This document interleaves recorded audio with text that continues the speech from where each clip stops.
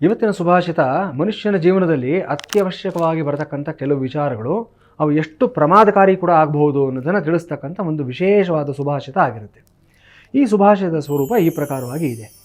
ಯೌವನಂ ಧನ ಸಂಪತ್ತಿ ಪ್ರಭುತ್ವಂ ಅವಿವೇಕಿತಃ ಏಕೈಕಮಪಿ ಅನರ್ಥಾಯ ಕಿಂವಾ ಯದಿ ಚತುಷ್ಟಯಃ. ಈ ನಾಲ್ಕು ವಿಚಾರಗಳು ಮನುಷ್ಯನನ್ನು ತುಂಬ ಅನರ್ಥಕಾರಿಯಾದಂಥ ಒಂದು ಹಂತಕ್ಕೆ ತಳ್ಳತಕ್ಕಂಥ ಸಾಧ್ಯತೆಗಳಿರುತ್ತೆ ಅಂತ ಹೇಳ್ತಾ ಇದ್ದಾರೆ ಇಲ್ಲಿ. ಯಾವುದು ಅಂದರೆ ಮೊದಲನೇದು ಯೌವನ. ಯೌವನದಲ್ಲಿರಬೇಕಾದ್ರೆ ಬಿಸಿ ರಕ್ತ ಅನ್ನೋ ಮಾತನ್ನು ಹೇಳ್ತೀವಿ ನಾವು, ಎಲ್ಲ ವ್ಯಕ್ತಿಗಳು ಕೇಳಿರ್ತೀವಿ ಮಾತನ್ನು.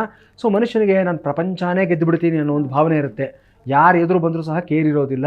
ಒಂದು ರೀತಿಯಂಥ ಹುಂಬತನ, ಒಂದು ರೀತಿಯಂಥ ಹುಡುಗತನ, ಇದು ಅವನು ಕರ್ಕೊಂಡು ಹೋಗ್ತಾ ಇರುತ್ತೆ ಮುಂದಕ್ಕೆ. ಹುಡುಗ ಆಗಲಿ ಹುಡುಗಿಯಾಗಲಿ ಆ ರೀತಿಯೇ ಇರುತ್ತೆ. ಮೀಸೆ ಬಂದವನಿಗೆ ದೇಶ ಕಾಣಲ್ಲ ಅಂತ ಅದಕ್ಕೆ ದೊಡ್ಡವ್ರೊಂದು ಮಾತನ್ನು ಹೇಳ್ತಾರೆ. ಸೊ ಯಾರನ್ನೂ ಕೇರ್ ಮಾಡದೇ ಇರತಕ್ಕಂಥ ಒಂದು ಮೈಂಡ್ ಸೆಟ್ ಆ ಸಮಯದಲ್ಲಿ ಇರುತ್ತೆ. ಇದು ಎಷ್ಟು ಅನರ್ಥಕಾರಿ ಆಗುತ್ತೆ ಅಂತಂದರೆ, ಕರೆಕ್ಟಾಗಿ ಚಾನಲೈಸ್ ಮಾಡಲಿಲ್ಲ ಅಂತಂದರೆ, ಯೌವನದಲ್ಲಿ ಸರಿಯಾದ ಕೆಲಸ ಮಾಡಬೇಕಾದ ಸಮಯದಲ್ಲಿ ಮಾಡದೇ ಹೋದ ಪಕ್ಷದಲ್ಲಿ, ಡಿಸಿಪ್ಲಿನ್ ಹಾಕೊಳ್ಳದೆ ಹೋದ ಪಕ್ಷದಲ್ಲಿ ಅನರ್ಥಕಾರಿಯಾಗಿ ಹೋಗುತ್ತೆ ಅಂತ ಹೇಳ್ತಾ ಇದ್ದಾರೆ. ಧನ ಸಂಪತ್ತಿ ಅಂತ ಎರಡನೇ ವಿಚಾರ ಹೇಳ್ತಾರೆ. ಯಾವ ಧನ ಸಂಪತ್ತಿ ಅಂತಂದರೆ, ಕಷ್ಟಪಡದೆ ಬರತಕ್ಕಂಥ ದುಡ್ಡು ಸುಲಭವಾಗಿ ಬಂದ್ಬಿಡುತ್ತೆ. ಕೆಲವರು ಚಿಕ್ಕ ವಯಸ್ಸಿನಲ್ಲಿ ಇನ್ಹೆರಿಟೆಡ್ ಪ್ರಾಪರ್ಟಿ ಅಂತ ಬಂದ್ಬಿಡುತ್ತೆ ಅವ್ರಿಗೆ, ಅಥವಾ ಇನ್ನೇನೋ ಯಾವುದೋ ಒಂದು ಸೋರ್ಸಿಂದಾನೋ ಯಾವುದೋ ರೀತಿಯೋ ಬಂದ್ಬಿಡುತ್ತೆ. ಅವನಿಗೆ ಅದನ್ನು ಹೇಗೆ ಹ್ಯಾಂಡಲ್ ಮಾಡಬೇಕು ಅನ್ನೋದೇ ಗೊತ್ತಿರೋದಿಲ್ಲ. ಏನು ಮಾಡ್ತಾರೆ ಅನ್ನೋದನ್ನು ಎಲ್ಲ ಪೋಲ್ ಮಾಡುವಂಥದ್ದಾಗಲಿ ಅಥವಾ ಅದನ್ನು ಅಪವ್ಯಯ ಮಾಡುವಂಥದ್ದಾಗಲಿ, ಅದನ್ನು ಬರೆದು ಮಾಡ್ಕೊಳ್ತಕ್ಕಂಥದ್ದಾಗಲಿ, ಇಂತಹ ಸನ್ನಿವೇಶಗಳನ್ನು ತುಂಬ ನಾವು ನೋಡ್ತಾ ಇರ್ತೀವಿ. ಸೊ ಕಷ್ಟಪಡದೆ ಬಂದಿರತಕ್ಕಂತಹ ಒಂದು ಹಣ ಏನಿದೆ, ಧನ ಸಂಪತ್ತಿ ಅನ್ನೋದು ಅದು ಪ್ರಮಾದಕಾರಿಯಾಗಿರ್ತಕ್ಕಂಥದ್ದು, ಅನರ್ಥಕಾರಿಯಾದ ವಿಚಾರ ಅಂತ ಹೇಳ್ತಾ ಇದ್ದಾರೆ. ಮೂರನೇದು ಯಾವುದು ಅಂದರೆ ಪ್ರಭುತ್ವಂ ಅಂತ ಹೇಳ್ತಾರೆ. ಅಂದರೆ ಪವರ್ ಅನ್ನತಕ್ಕಂಥದ್ದು.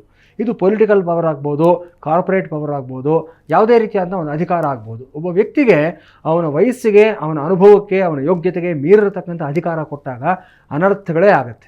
ನಾವು ಇದಕ್ಕೆ ನೂರಾರು ದೃಷ್ಟಾಂತಗಳನ್ನು ಕೊಡ್ತಾ ಹೋಗ್ಬೋದು. ನಾವು ದೃಷ್ಟಾಂತಗಳಿಗೆ ಕೊನೆ ಇರೋದಿಲ್ಲ. ಆದರೆ ಯಾವತ್ತೂ ಅಷ್ಟೇ, ಅದಕ್ಕೋಸ್ಕರನೇ ಒಬ್ಬ ವ್ಯಕ್ತಿಗೆ ಒಂದು ಸ್ಥಾನಮಾನಗಳನ್ನು ಕೊಡಬೇಕಾದಾಗ ವೆಯ್ಟ್ ಮಾಡು, ನಿನಗಿನ್ನೂ ಆ ಒಂದು ಇದು ಬಂದಿಲ್ಲ, ಮೆಚುರಿಟಿ ಬಂದಿಲ್ಲ, ಆ ಸ್ಥಾನ ಬಂದಿಲ್ಲ, ಸದ್ಯಕ್ಕೆ ಇನ್ನೂ ನೀನು ಯಾವುದೋ ಒಂದು ಪವರ್ ಮಿನಿಸ್ಟರ್ ಆಗಿರೋ ಅಥವಾ ಇನ್ನೊಂದಾಗಿರೋ, ಒಂದು ಇರಿಗೇಷನ್ ಮಿನಿಸ್ಟರ್ ಆಗಿರೋ, DCM ಆಗಿರೋ, CM ಆಗೋ ಟೈಮ್ ಇನ್ನೂ ಬಂದಿಲ್ಲ, ಬಂದಾಗ ಕೊಡ್ತೀವಿ ಅಂತ ಅದಕ್ಕೋಸ್ಕರನೇ ಹೈಕಮಾಂಡ್ ಅನ್ನೋದು ಒಂದು ಅಲ್ಲಿಗಲ್ಲಿಗೆ ಮಟ್ಟ ಹಾಕಿ ಕೂಡಿಸ್ತಾ ಇರ್ತಾರೆ. ಒಂದು ವೇಳೆ ಕೊಟ್ಬಿಟ್ರೆ ಅನರ್ಥಗಳಿಗೆ ದಾರಿ ಆಗೋಗುತ್ತೆ ಅನ್ನೋದು ಇಲ್ಲಿ ತೋರಿಸ್ಕೊಡ್ತಾ ಇದ್ದಾರೆ. ಇದ್ರ ಜೊತೆಯಲ್ಲಿ ನಾಲ್ಕನೇ ಅಂಶ ಯಾವುದು ಅಂದರೆ ಅವಿವೇಕಿತಃ ಅಂತ ಹೇಳ್ತಾರೆ. ಅಂದರೆ ವಿವೇಕ ಇಲ್ಲದೆ ಇರತಕ್ಕಂಥದ್ದು ಅಂತ. ಇಲ್ಲೇನಂದರೆ basically lack of common sense ಅಂತ ಹೇಳ್ಬೋದು. ವಿವೇಕ ಅಂದರೆ ಏನೋ ತುಂಬ ದೊಡ್ಡ ಜ್ಞಾನ, ತುಂಬ ದೊಡ್ಡ ಇದು ಅಂತಲ್ಲ.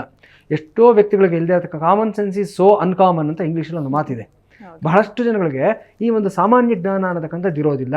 ಎಲ್ಲಿ ಹೇಗೆ ವರ್ತನೆಯನ್ನು ಮಾಡಬೇಕು, ಹೇಗೆ ನಾವು ನಡ್ಕೋಬೇಕು ಅನ್ನತಕ್ಕಂಥದ್ದು, ಸರಿ ತಪ್ಪುಗಳ ಒಂದು ವಿಮರ್ಶೆ ಏನಿದೆ ಅದನ್ನೇ ವಿವೇಕ ಅಂತ ಕರಿತೀವಿ. ಆ ವಿವೇಕ ಇಲ್ಲದೆ ಇರತಕ್ಕಂಥದ್ದೇ ಅವಿವೇಕಿತನ ಆಗೋಗುತ್ತೆ. ಈ ನಾಲ್ಕು ವಿಚಾರಗಳು, ಯೌವನ, ಕಷ್ಟಪಡದೆ ಬರತಕ್ಕಂಥ ಧನ ಸಂಪತ್ತಿ, ವಯಸ್ಸಿಗೆ, ಅನುಭವಕ್ಕೆ, ಅರ್ಹತೆಗೆ ಮೀರಿರತಕ್ಕಂಥ ಒಂದು ಅಧಿಕಾರ ಮತ್ತು ಅವಿವೇಕಿತನ, ಈ ನಾಲ್ಕೂ ಸಹ ಏಕೈಕಮಪಿ ಅನರ್ಥಾಯ ಅಂತ ಹೇಳ್ತಾರೆ. ಒಂದು ವೇಳೆ ನಾಲ್ಕು ಒಟ್ಟಿಗೆ ಒಂದೇ ಸಮಯದಲ್ಲಿ ಒಬ್ಬ ವ್ಯಕ್ತಿಯಲ್ಲಿ ಸೇರಿಬಿಟ್ರೆ ಇನ್ನೇನಾಗೋಗ್ತಾನೆ ಆ ವ್ಯಕ್ತಿ ಅಂತ ಹೇಳ್ತಾರೆ. ಕಿಂವಾ ಯದಿ ಚತುಷ್ಟಯ ಅಂತ. ಆ ವ್ಯಕ್ತಿ ಹೇಗಾಗ್ತಾನೆ ಅನ್ನೋದಕ್ಕೆ ಒಂದು ಉದಾಹರಣೆ ಹೇಳ್ತಾರೆ. ಹೆಂಡ ಕೊಡ್ತಿರ್ತಕ್ಕಂಥ ಒಂದು ಕೋತಿಗೆ ಚೇಳನ್ನು ಕಡಿಸ್ಬಿಟ್ಟು ಅವನಲ್ಲಿ ಭೂತಚೇಷ್ಟೆಯನ್ನು ಸಹ ಸೇರಿಸ್ಬಿಟ್ರೆ ಆ ಕೋತಿ ಹೇಗೆಲ್ಲ ಆಡುತ್ತೆ, ಆ ಪ್ರಕಾರ ವ್ಯಕ್ತಿಯೂ ಸಹ ವಿಚಿತ್ರವಾದ ವರ್ತನೆಗಳನ್ನು ಮಾಡ್ತಾ ಇರ್ತಾನೆ ಅನ್ನೋದು ಈ ಸುಭಾಷಿತದ ಸಾರಾಂಶ. ನಮ್ಮ ಜೀವನದಲ್ಲಿ ಇವೆಲ್ಲ ಬಂದಾಗ ಅದನ್ನು ಸರಿಯಾಗಿ ಹ್ಯಾಂಡಲ್ ಮಾಡತಕ್ಕಂಥ ಒಂದು ಮೆಚುರಿಟಿ, ಎಬಿಲಿಟಿ ನಮ್ಮಲ್ಲಿ ಇರಬೇಕು ಅನ್ನೋದು ಈ ಒಂದು ಸುಭಾಷಿತದ ಒಂದು ಆಶಯ ಆಗಿರುತ್ತೆ.